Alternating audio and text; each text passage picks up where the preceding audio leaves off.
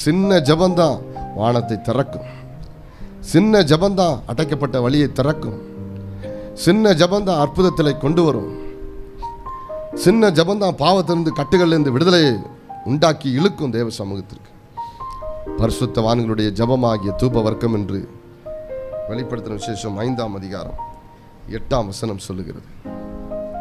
நீங்கள் நன்றாக புரிந்து கொள்ளணும், நான் என்ன பேசுகிறேன்ற கருத்தை நீங்கள் புரிஞ்சுக்கணும். ஆமென். அந்த புகை சும்மா ஏதோ ஒரு ஒன்றை போட்டு ஏதோ ஒன்று ஆட்டி அதிலிருந்து வரக்கூடிய புகை அல்ல, சுத்திகரிக்கப்பட்ட தூப வர்க்கத்தினால் வருகிற புகை. அதற்கென்று ஒரு முறை இருக்கிறது. அந்த முறையின்படியே அது சுத்திகரிக்கப்படணும். அது பரலோகத்திற்கு நேராய் போக வேண்டும்.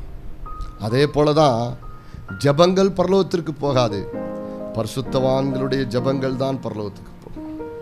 ஹல்லேலூயா. ஆமென். அநேகருடைய ஜபங்கள் இங்க மேக மண்டலத்திலேயே வான மண்டலத்தில் இருக்கிற ஆவிகள் எல்லாத்தையும் பிடிச்சி பாக்கெட்டில் போட்டுருது. அது அங்கங்கே அப்படி எடுத்து ஈஸியாக இந்தா இப்போ இப்படி அப்படின்னு போட்டுருது. ஆனால் பரிசுத்தவான்களுடைய ஜபங்கள் அது ஒரு ஜெட்டை போல அது கிழிச்சுக்கிட்டு போகும். ஆமென். ஹல்லேலூயா. அருமையான விக்டர் பி லாரன்ஸ் அவர்கள் ஒரு வெளிப்பாடை சொன்னார்கள், அது இன்னும் என் மனசில் இருக்குது. நம்முடைய ஜபங்கள் எல்லாம் வானமண்டலத்தில் இருக்கிற ஆவிகளை தாண்டி எப்படி போகிறதா அவருக்கு வெளிப்படுத்தின ஒரு காரியம். அருமையாக இருந்துச்சு, நான் அதை நல்லா புரிஞ்சுக்கிட்டேன். எப்படி போகும்? ஆமாம், எப்படி போக தெரியுமா?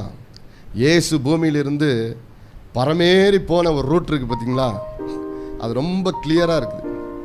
நம்முடைய ஜபங்களெல்லாம் அந்த ரூட்டு வழியாக போதான் பரலோகத்துக்கு. அவர் சொல்கிறார், ஆமென், ஹல்லேலூயா, ஆமென், நாம் பாவிதான்.